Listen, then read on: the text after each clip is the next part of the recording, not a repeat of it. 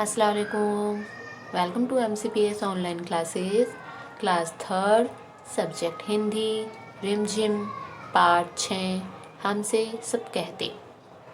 बच्चों, हमने रिमझिम जो हमारी थर्ड क्लास की बुक है, इसमें बहुत सारी ऐसी कविताएं पढ़ी हैं जिसमें छोटे बच्चों से रिलेटेड, बादलों से रिलेटेड, उनकी शैतानियों से रिलेटेड बहुत सारी पोएम पढ़ी है, मतलब कविताएं पढ़ी है।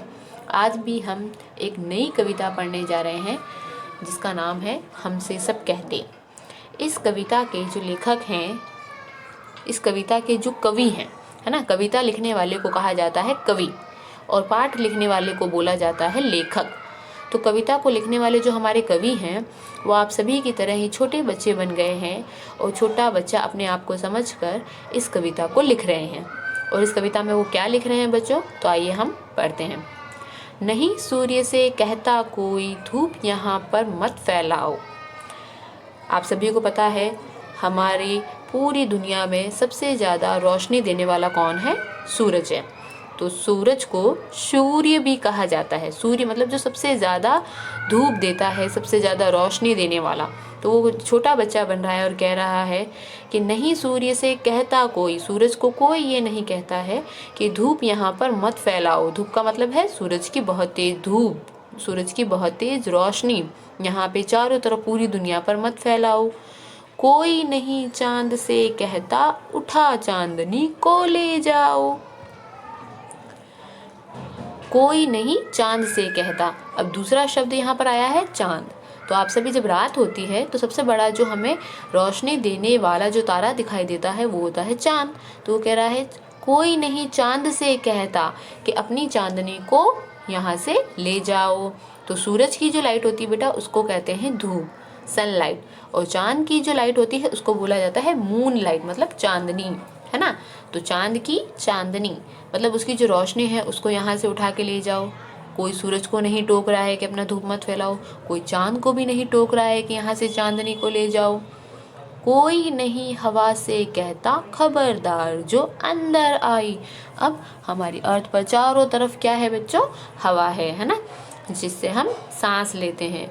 तो उसको भी ये कोई नहीं कह रहा है कि खबरदार जो अंदर आई, मतलब हमारे घर के अंदर आई। कभी तूफान बनकर आई, कभी ठंडी हवा बनकर आई, कभी गर्म लू बनकर आई और हमारे घरों में बहुत सी चीज़ों को उड़ा ले गई, है ना।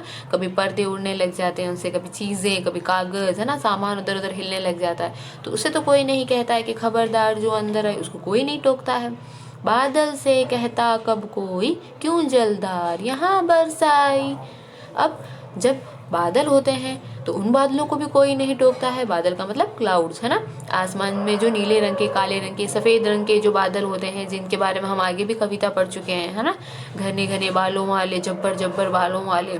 उसी तरीके से इन बादलों को भी कोई नहीं कहता है कि क्यों जलदार। जल मतलब पानी की, धार मतलब बहुत तेज उसकी जो धारा होती है उसको बोला जाता है जल की धार, या मतलब जलधार, जिसको कहा जाता है बारिश। कि क्यों बादल, तुम बारिश क्यों बरसा रहे हो। तो बादलों से भी कोई नहीं कहता है ना।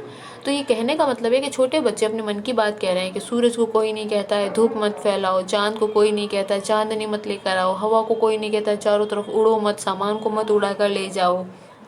और बादलों को भी कोई नहीं कह रहा है कि अपनी जलधार मतलब बारिश मत बरसाओ, है ना। फिर आगे देखिए क्या कह रहा है वो, फिर क्यों हमसे भैया कहते यहाँ न आओ, भागो जाओ। वो कह रहा है मैं छोटा हूँ घर में, तो उसका मतलब ये थोड़ी कि सब लोग मुझे टोकते रहे। तो अब मेरे जो बड़े भैया हैं वो मुझे बार बार टोकते हैं और कहते हैं चलो यहाँ मत आओ, भागो यहाँ से जाओ, उस रूम में चले जाओ, उस कमरे में चले जाओ, है ना। बार बार हमें वो टोक रहे हैं। अम्मा कहती है घर भर में खेल खिलौने मत फैलाओ। अब मैं तो एक छोटा बच्चा हूँ या बच्ची हूँ, है ना। मैं तो अपने मन के मुताबिक खेलूंगा, कूदूंगा, सामान भी फैलाऊंगा, खिलौने भी फैलाऊंगा। तो बार बार मेरी अम्मा को समेटना पड़ता है ना। इसलिए अम्मा मतलब मम्मी। मम्मी क्या कह रही है कि अम्मा कहती है घर भर में खेल खिलौने मत फैलाओ, मतलब पूरे घर में तुम जहाँ जाते हो खेलने के लिए बैठते हो सामान फैला देते हो। तो देखो कभी भैया टोक रहे हैं भागो यहाँ से, कभी अम्मा कह रही है, मम्मी कह रही है कि खिलौने मत फैलाओ, है ना। पापा कहते बाहर खेलो, खबरदार जो अंदर आए।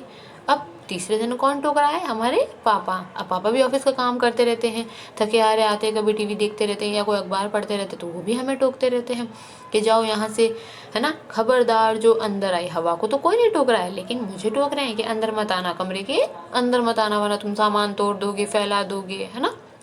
हम पर ही सबका बस चलता, जो चाहे वो डांट बताए। अब हम छोटे हैं इसलिए सब लोग हमारे पर अपने धौंस जमाते रहते हैं, है ना। क्या कहते हैं? जाओ यहाँ से, भागो यहाँ से, खिलौने मत फैलाओ, खबरदार जो अंदर आए। सब लोग हमें डांटते रहते हैं। तो मैं छोटा बच्चा हूँ इसलिए सब लोग मेरे ऊपर धौंस जमाते रहते हैं, लेकिन बाकी जो इतनी सारी जो दूसरी चीज़ें हैं उन पे कोई भी धौंस नहीं जमाता है, उनको कोई भी नहीं रोकता है और टोकता है। तो इनके जो कवि हैं, इस कविता के जो कवि हैं वो है निरंकार देव सेवक। ठीक है बच्चों, इस कविता को आपको दोहराना है और अच्छे से याद करना है। ठीक है बच्चों, इस कविता को अपनी तरह ही समझना है कि मैं एक छोटा बच्चा और बच्ची हूँ, और उस तरीके से अगर आप याद करोगे तो ये कविता आपको जल्दी याद हो जाएगी। अल्लाह हाफिज़।